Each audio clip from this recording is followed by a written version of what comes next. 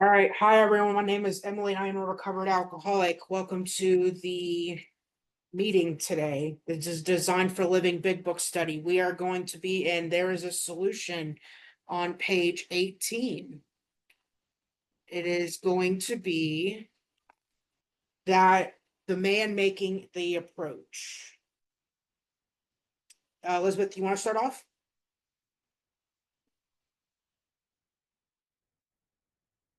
Yes. Hi, Okay. Elizabeth Alcoholic. We're on 18. Um, that's not too tired. So we just read, but the ex-problem drinker who's found the solution, who is properly armed with the facts about himself, can generally win the entire confidence of another alcoholic in a few hours. Until such an understanding is reached, little or nothing can be accomplished. That the man who is making the approach has had the same difficulty, that he obviously knows what he is talking about, that his whole deportment shouts at the new prospect that he is a man with a real answer, that he has no attitude of holier than thou, nothing whatever except the sincere desire to be helpful, that there are no fees to pay, no axes to grind, no people to please, no lectures to be endured. These are the conditions we have found most effective. After such an approach, many take up their beds and walk again.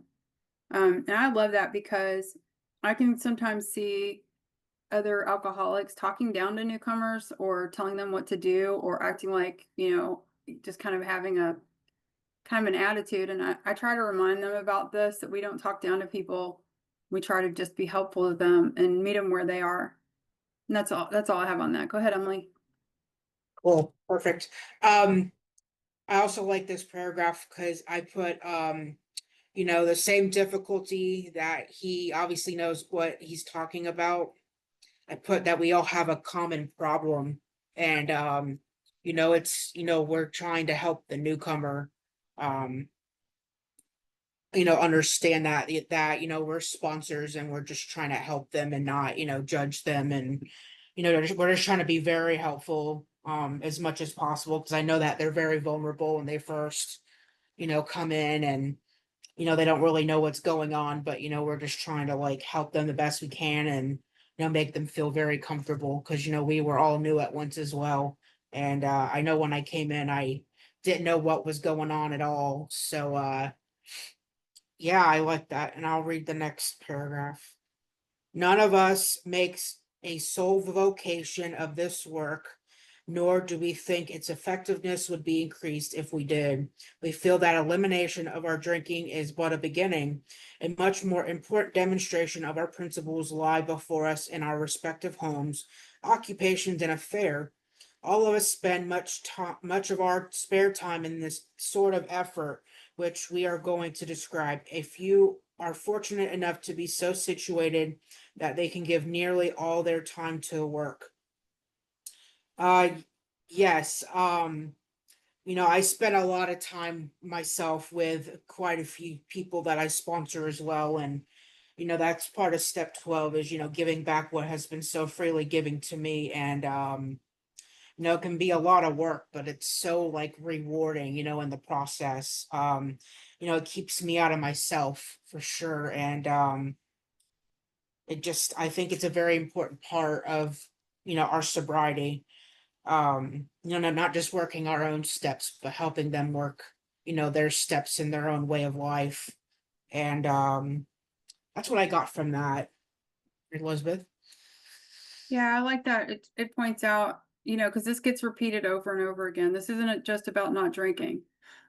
I can't stay the same person that I was drinking as I am sober, or I'll go back to drinking. So it's going to emphasize that so many times throughout the book. And here's another place where they do it, a much more important demonstration of our principles. So I'm living principles, right, everywhere. And then I like how it says, that we spend, all of us spend much of our spare time in this sort of effort. And I'm grateful. Like I'm at a place in my life. I didn't have a lot of time for AA or AA service for many years when I had 3 children, but now I do. I have more time. And I'm so lucky. I didn't plan it the way that it came out, but due to decisions that were made, not even mine, I am able to give a lot of my time to helping others in AA, which is just amazing. And the people that help that make that happen, I have thanked them many times for that, because it's a beautiful, you know, I didn't know what I was going to do when my kids, you know, grew up. Would I go back to work? What would I do? And I've been able to continue to do AA volunteer work, which has been unexpected and just awesome. You know, I absolutely love it. Want me to All read? right. You can read if you want, yeah. Okay. So we're on page 19 in the middle. If we keep on the way we are going, there is little doubt that much good will result, but the surface of the problem would hardly be scratched. Those of us who live in large cities are overcome by the reflection that close by hundreds are dropping into oblivion every day. Many could recover if they had the opportunity we have enjoyed. How then shall we present that which has been so freely given us? We have concluded to publish an anonymous volume setting forth the problem as we see it. We shall bring to the task our combined experience and knowledge. This should suggest a useful program for anyone concerned with a drinking problem. Yeah, and I love that, right? It keeps telling us what this is for, that this book is for them to share their experience about how they got and stayed sober. And that's, you know, I get to have that if I want it, you know, as an alcoholic studying the book and trying to find out how to have a program, you know. I can and I am really grateful as a person who got here with not a lot of consequences at a young age that I have believed everything in this book, everything, you know, that I learned from people who've had to go to worse bottoms than I did, that I have the same illness that they have, period. So, like, I'm really grateful that I was humble enough to believe you and not need to try it my own way, because my history, you know, I've had to do things my own way in every other area and hit the wall, right? But I've been able to stay dry. I'm so grateful for that because I know it's a death sentence to go back out. So I'm really grateful that we continue to have people share their own experience, you know, and tell me what it's like. And you can hear it, you know, you can hear that. And yeah, that's it. Yeah, I kind of like how this is kind of similar to page 58 on how it works. You know, it says here that that they are such unfortunates, they are not at fault. They seem to have been born that way. They are naturally incapable of grasping and developing a manner of living which demands rigorous honesty. Their chances are less than average. There are those too who suffer from grave emotional and mental disorders, but many of them do recover if they have the capacity to be honest. You know, I had to get honest with myself, and you know, through God, you know, I was able to get sober. And you know, it says many could recover if they had the opportunity we have enjoyed. That how then should we present that which has been so freely given to us? You know, that is the gift of sobriety. You know, not everyone, you know, is given that, and you know, not a lot of people take it and you know, stay sober. You know, a lot of people, you know, give up before the promises, you know, come true in their lives. And it's just a gift, you know. um and I love how, you know, I can sit in a meeting and hear all the experience and knowledge of other people and see how they've done it, you know, for so many years. And, you know, that just gives me hope that, you know, this does work. And it gives me a continuous reminder that if I keep doing this, then, you know, my life will slowly but surely get better for sure. And I don't have to drink, thank God, because when I was drinking, my life was a mess for sure. And um, that's kind of what brought me into this. But I'm just so grateful that we have this program today, because before Bill wrote this, you know, we didn't have a program, so no one knew what to do with alcoholics. So, all right, I'll read the next paragraph. A necessity there will have to be a discussion of matters medical, psychiatric, social, and religious. We are aware that these matters are, for their very nature, controversial. Nothing would please us so much as to write a book which would contain no basis for contention or argument. We shall do our utmost to achieve that ideal. Most of us sense that real tolerance of other people's shortcomings and viewpoints and a respect for their opinions and attitudes, which makes us more useful to others. Our very lives as ex-problem drinkers depend upon our constant thought of others and how we may help meet their needs. Yeah, and that is definitely my experience, once I, help other people and I learn tolerance and love and patience, dealing with a newcomer because, sometimes they can be very stubborn and hard-headed and they don't want to listen, but I'm just giving them suggestions, not telling them what to do, but, telling them that meetings, help and, working your steps, not procrastinating on your step work for sure that, you know, it does help, us to realize that, we are the problem. It's not other people. And yeah, I highlighted that last sentence on page 19. Most of us sense that real tolerance of other people's shortcomings and viewpoints, a respect for their opinions and attitude, which makes us more useful to others. Um, yeah, that is ultimately my goal, is not just, keeping myself sober, but being helpful to other people as well. I like helping other people around me, and if they're struggling, I can give my experience, strength, and hope to them and suggest things that I did. And it's not advice giving. I'm not professional whatsoever, but I'm able to give my experience, and that's just my goal in life, is to help other people, because now I'm not running the show, and thank God for that, because I made a mess out of my own life for sure. But that's all I have. Elizabeth, you have anything? Oh yeah. Top of page 20? Hell yeah. I love when people try to say AA is a self-help program, and I say, really? Go read the first sentence on page 20 and tell me what you think about that, right? They're not using light language there, right? It says our very lives depend on this. And this is again, I think I mentioned did I mention it last week that I did a workshop on Harry Tebow, and he emphasizes too, the reason that therapy isn't enough for AAs or alcoholics is because we have to get out of ourselves. I can't sit around and think about me all day. Can't do it. It's going to get me back to the drink. Living a selfish, self-centered life, and even just in my head, is so painful, And so I get this statement. I understand.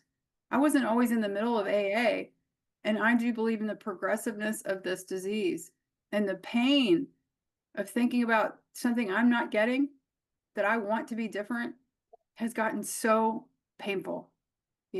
37 years sober, and it is painful.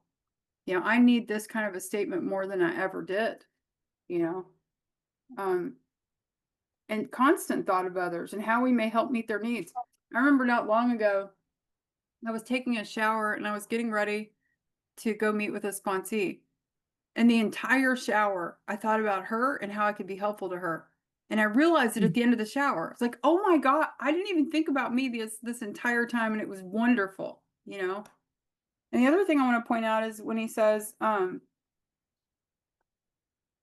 most of us sense, tolerance and all that, are attitudes which make us more useful. And how many times is that point emphasized in this book, that I am here now to be useful, useful to my higher power, useful to my fellows, useful to everything, because the bedevilments on 52 talk about, we're not of real use to other people, you know. I have a family event going on, which is why I was a little late. Sorry, you guys. And, it occurred to me to reach out and ask if they needed help doing anything, And I said, I'd love it as even as an excuse to come spend time with you, even if it's doing chores, please call on me. And you know what? They did. And I haven't always been very reliable or present in my family. And it felt so good, to show up on time, to be humble and take direction and do what my aunt was kind of directing us to do some stuff.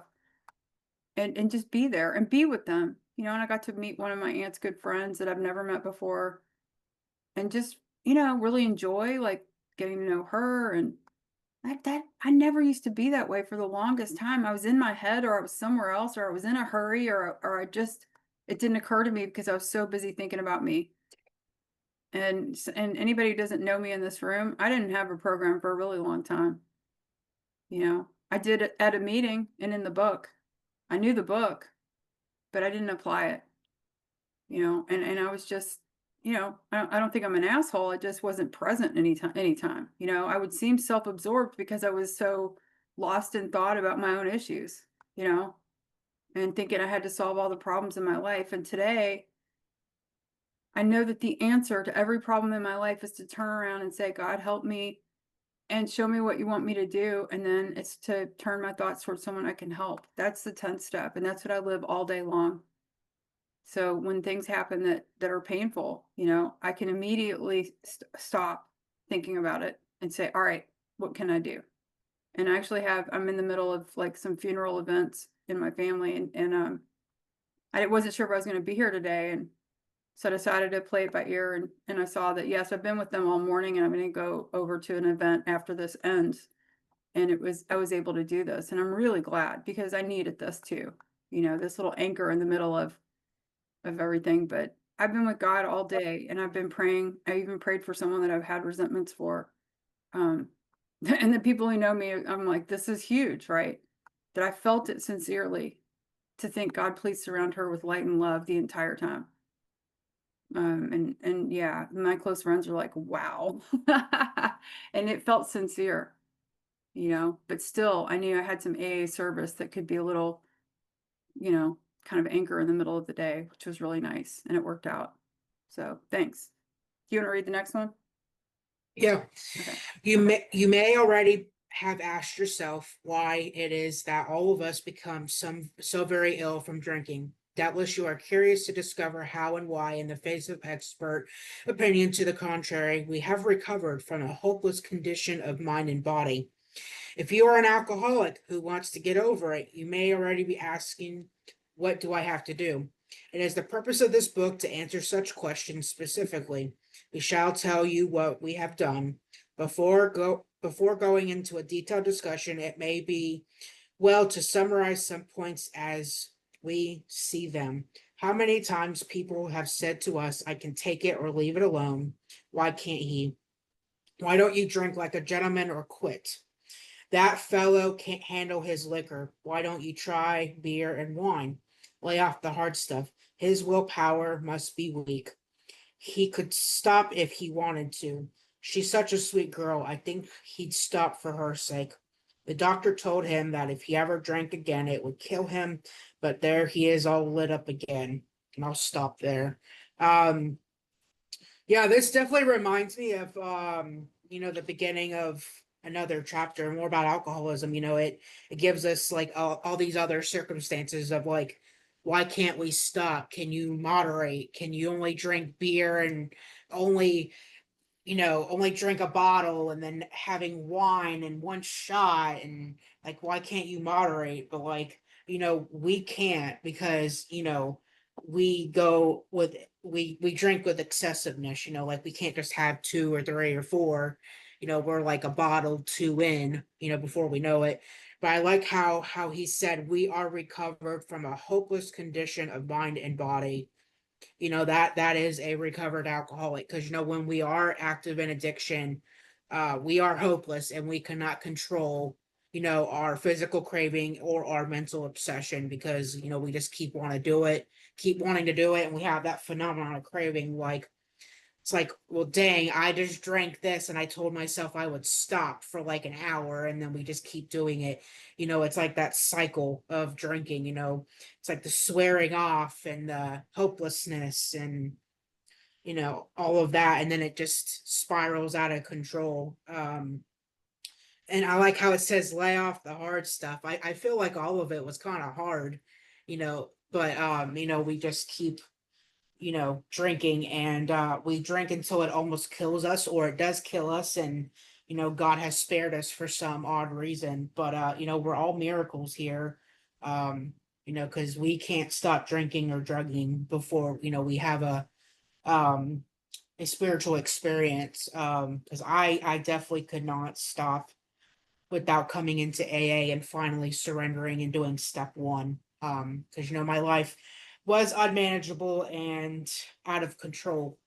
and I thought I could control it, and I ran my life so much into the hole, into like the ditch. And then when I finally surrendered to God and prayed, and I picked up my white chip, and I just did this work. That was the result of me getting sober, and I still do that every day because my life does depend on it. It's not just, like when I want to, but it's an everyday, you know, um routine, for me.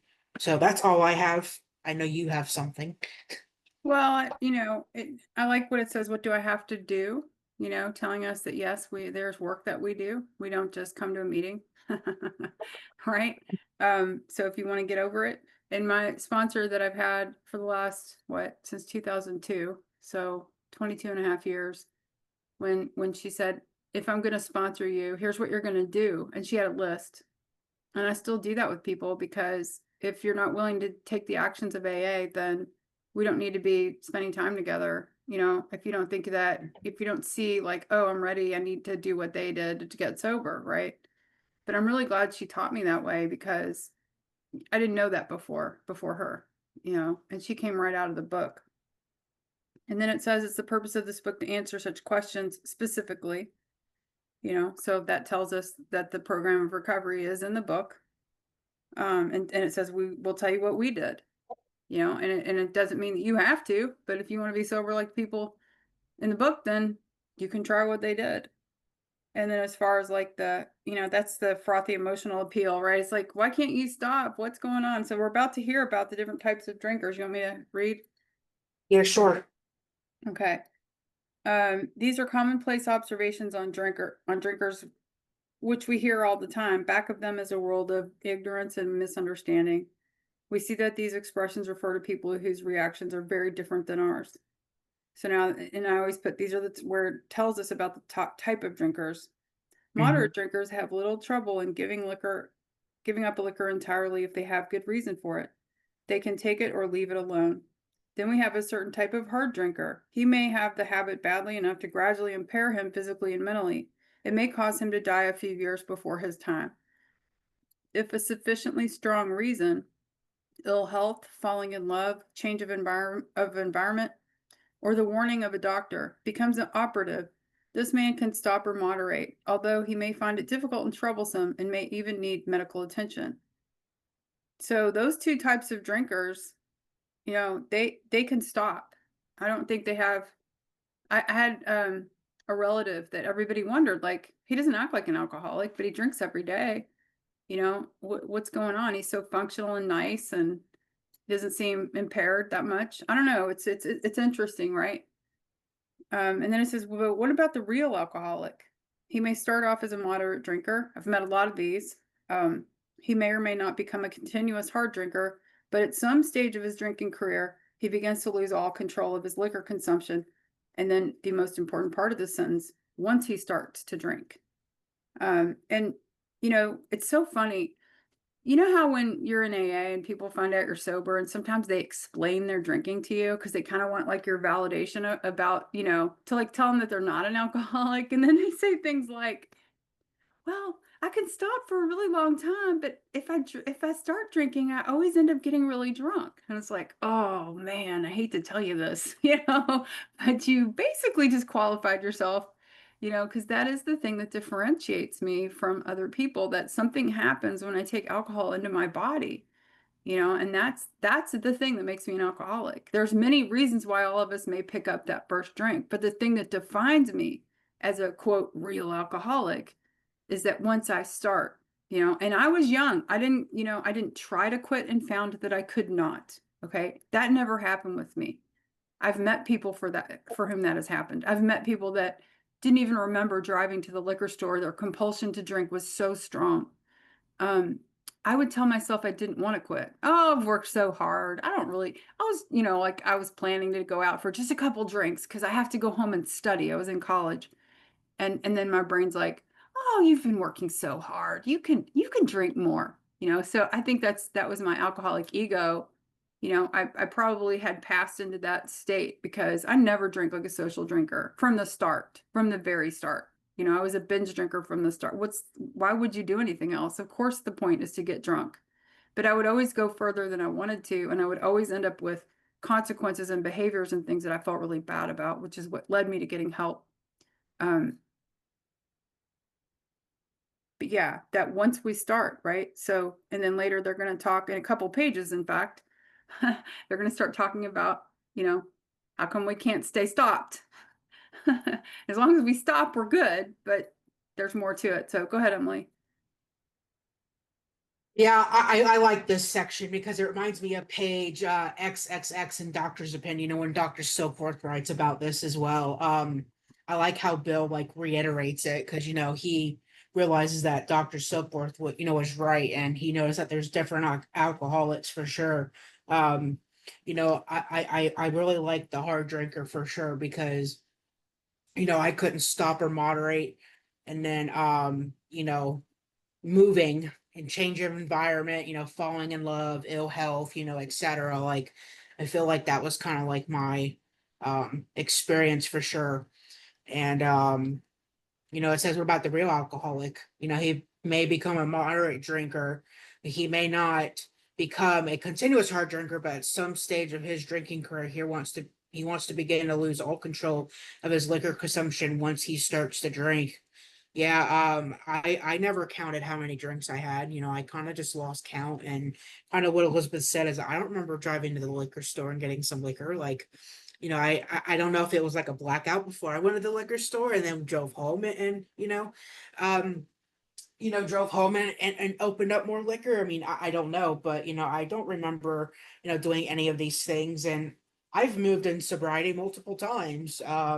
It's definitely challenging for sure, going to different meetings and meeting new people. And I've also moved during when I was drunk too. I mean, it's kind of the same, but the only difference is you're sober. Um, but a lot of us move because we think, oh, well, maybe if we move to a new area, maybe we can stop drinking and drugging, but we all have the same habits, we're the same person until we deal with ourselves. Um, we're still hurting. We all have these problems before, and after. And yeah, I put my drinking brought me here to AA. My thinking keeps me coming back. That's for sure because my thinking is definitely obsessive, and the minute I stop doing my program, like I will definitely go off the beam, and I stop doing the things that I'm supposed to do, like the praying and the meditating, and my inventories, and all that. And the minute I stop doing all that, like I had that stupid thinking, like, oh, okay, maybe just one drink, it will be okay, and I can control myself. But ultimately, that is not the person I am, and that's not the alcoholic I am. I just, once I have one, I just can never get satisfied. I just keep doing it over and over and making stupid decisions, and that has been as a result of my alcoholism for sure. That's all I have, and I'll read the next paragraph. We are on page 21. Here is the fellow who has been puzzling you, especially in his lack of control. He does absurd, incredible, tragic things while drinking. He is a real Dr. Jekyll and Mr. Hyde. He is seldom mildly intoxicated. He is always more or less insane drunk. His disposition always, or while drinking, resembles his normal nature, but little. He may be one of the finest fellows in the world, yet let him drink for a day and he frequently becomes disgustingly and even dangerously antisocial. He was a positive genius for getting tight at exactly the wrong moment, particularly when some important decision must be made or engagement kept. He is often perfectly sensible and well balanced concerning everything except liquor, but in that respect he is incredibly dishonest and selfish. He often possesses special abilities, skills, and aptitudes, and has a promising career ahead of him. He uses his gifts to build up a bright outlook for his family and himself. And then he pulls the structure down on his head by a senseless series of sprees. Here's the fellow who goes to bed so intoxicated he might sleep the clock around. Yet early the next morning he searches madly for the bottle he misplaced and the night before. If he can afford it, he may have liquor concealed all over the house to be certain no one gets his entire supply away from him to throw down the waste pipe. As matters got worse, he begins to use a combination of high-powered sedative and liquor to quiet his nerves so he can go to work. Then comes the day when he simply cannot make it and he gets drunk all over again. Perhaps he goes to a doctor who gives him morphine and some sedative with which to taper off. Then he begins to appear at hospitals and sanitariums. This paragraph reminds me of Bill's story. When he had to have, Jen at the head of his board. His headboard in his bed. Because he couldn't go without it, and then like waking up just to drink again, and have that that obsession. He definitely just could not control himself, and I feel like that is me as well. Like, I always had to have alcohol near me. And I definitely was the Dr. Jekyll and Mr. Hyde, because I was very happy and satisfied when I was drinking, but when I was not, or I had to go without, like I was just like this mean, very cranky person for sure. And I like it says it's even dangerously antisocial. Like, I like to isolate myself as well. Like, I didn't want to talk to anybody. All I wanted to do was what I wanted to do, and as long as I was okay with that, then that's all that mattered. I was very selfish and self-centered. Um, when I was drinking, and I didn't care about anyone or anything. But now that I'm in recovery, and I have some time under my belt, I'm actually more worried about other people instead of myself, and that's actually a miracle, because I didn't care about anyone before. And I actually, call people and ask them how they're doing, and all that. Before, I didn't want to talk to anybody at all. Like, I would just ignore my phone, be like, oh, I'll respond like a week from now, or whatever. But that has changed. I actually talk to people every day, and I actually enjoy it. So um that is a very good paragraph. I could go on and on, but I won't. So, all right, Elizabeth, your turn. You gotta unmute. I just want to say I'm really grateful about this paragraph because when, in 2022, when my husband relapsed, I didn't know who he was.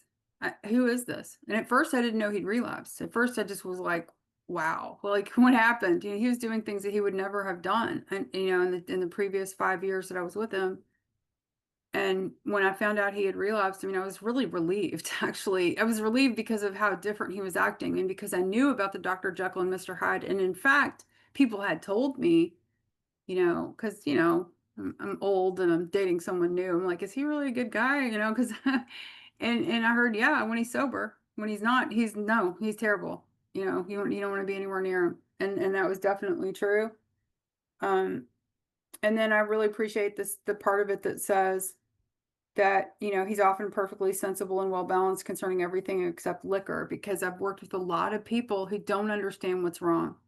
They're like, but I can handle so many other things, right? And they say this a few times. They've mentioned this. Um, yeah. And I actually have that they've mentioned this before, because I said that I had a sponsee that seemed to have no other problems except for the effect that liquor, that alcohol has on her. Right. Mm. And she's so functional in every other area. There doesn't seem to be, selfishness, ego, yeah, it's funny. It gets along with people, and is there anything else? Um, I really don't understand. Like, there's some things that still completely mystify me about why someone can be doing well, it seems, in their program, and they're doing everything, and then bam, they just drink again. And I'm not sure what that is. Like, it really upsets me for some people that, because you don't know what to do. You just feel so helpless about it. But usually there's something you can look at. There's usually something they're not doing, whether it's not taking inventory, not praying, not helping others. There's usually some weakness somewhere, or they haven't really looked at or they just haven't reached their bottom. Just haven't, and that's such a mystery too. Like, and you can't really help anybody. You can't protect an alcoholic from their bottom, unfortunately. I wish he could. Yeah, that's it from me. You want me to read some? Yeah, go ahead. Okay. Wait, are we at perhaps? Yes. Okay. Perhaps there will never be a full answer to these questions. Opinions vary considerably as to why the alcoholic reacts differently from normal people. We are not sure why. Once a certain point is reached, little can be done for him. We cannot answer the riddle. We know that while the alcoholic keeps away from drink, as he may do for months or years, he reacts much like other men. We are equally positive that once he takes any alcohol whatever into his system, something happens, both in the bodily and mental sense, which makes it virtually impossible for him to stop. The experience of any alcoholic will abundantly confirm this. Do you want to say more, or do you want to move on? We can say something about that. I like how it says true alcoholic as our behavior pattern varies. And then it says, if hundreds of experiences have shown him that one drink means another debacle with its attendant suffering and humiliation, why is it he takes that one drink? Why can't he stay on the water wagon? Yeah, it's like that swearing off again. It's repeated over and over in this book. I think it's like the third time that I've counted that, we're swearing off. Like, why can't we stop? Is it possible without the program? It's just repeated over and over again that, we try to stop and we can't, just because we are powerless for sure. And I like how it says also opinions vary considerably as to why the alcoholic reacts different from normal people. We are not normal people, because if we could stop, we would stop. But yeah, I just it just baffles me. I had a conversation with someone the other day that that my brother could have one drink and he's done, or he can only drink half of it, and it baffles me. Like, how can you just let it sit there and it's only half full and you're just like, I'm done?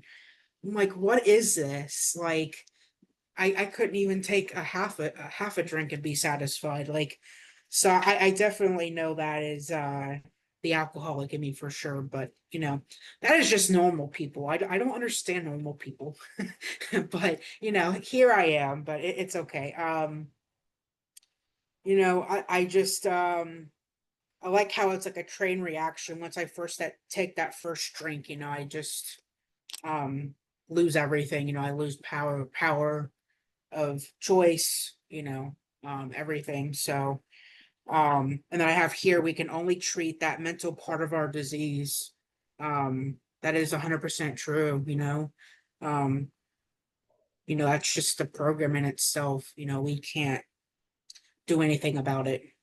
Thank God for that, because if it were me, I would not want to ever control it, and I'd keep wanting to run my own life in the show, and that's just not the answer. So I'm just so grateful that we have this book and program. That's all I have. If you wanna go ahead. Yeah, just, what has become of the common sense and willpower that he sometimes displays with respect to other matters. When I went through this book with my sponsor, I was 14 years sober. So alcohol wasn't the thing that was like killing my life at that point, but it was me trying to make a relationship work that wasn't going to work. And I learned that I was still using something to fix me. I was trying to make my outside circumstances make me whole and make me okay. I was definitely acting out of my character defects, that anything I'm involved with needs to work. It needs to, look good and make me okay. And that thing became paramount to everything else. I would stay up till 4 in the morning fighting with the guy to find out why his words and actions didn't match. And I couldn't work the next day. I got my electricity turned off, my car repossessed, even though I had the money. I wasn't present for my children because this thing had to work, and so it's not, when it says the common sense and willpower, like I hit a bottom with that big time. Some people call it the second surrender. It's the manageability surrender that a lot of people hit when they get sober. And that one was brutal for me, and I thought about the word powerless. I was like, why do I keep going back to this? It was a very toxic situation that I kept on going back to. And no matter how many books I read and how much I knew about the dynamics at play, and this person told me everything I wanted to hear to make me come back, I still couldn't stop. And it really yeah, it affected my life. My life fell apart. And I just think about that, like, where was the common sense? You know, why couldn't, and other people would look at the situation and be like, what is going on with you? You know? And I think I was just trying to be okay. My untreated alcoholism was looking for something to fix me, you know, and I know I'm an alcoholic for sure, but I definitely have a whole bunch of isms that show up in different ways. And I think it's important if I don't want to return to alcohol. I used to see it like layers of pancakes, you know, and alcohol's at the bottom, and that's the deadliest one, right? And so I have to treat all these other things about what it means for me to be an alcoholic and how my alcoholism shows up. Some people just simply call it our defects of character, but I think it's a little more than that. I think it's really that brokenness inside that I'm trying to fix. And the only thing that fixes it for me today is to turn to my higher power and say, please let me be useful. Please let me be, just like we said about the top of page 20. I can't be in self and be okay sometimes. Cannot. Because a self-centered life is freaking painful. Never gonna. And one more thing I just want to mention, you know, they didn't know a lot about our brain then, right? Because it's like, how come this is happening for us? And again, we're going to talk about the mental here in a minute, or probably next week because of what time it is. But Dr. Burns Brady was a doctor who was in addiction medicine for a long, long time. You can look him up. And he said that, you know, we're alcoholics because if we take alcohol physically into our body, something happens, right? And that differentiates me from any other type of drinker, any other addict, whatever. Something happens that makes me want to continue to consume alcohol. But he said that, you know, what we have in common with other addicts is a dopamine problem, that our second dopamine receptor is flawed. And that makes so much sense to me because I only drank for 6 years of my life. But I remember being all the way back to a young kid thinking something felt off.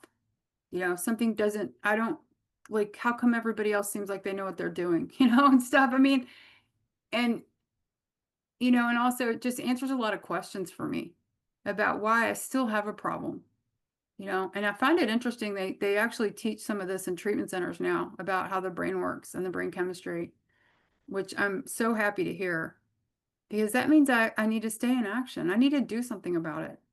You know, I need to keep on, um, yeah, doing positive action. So do we want to open it up now? It's a little late now. Yeah, we'll open it up now. All right, I'll stop the recording.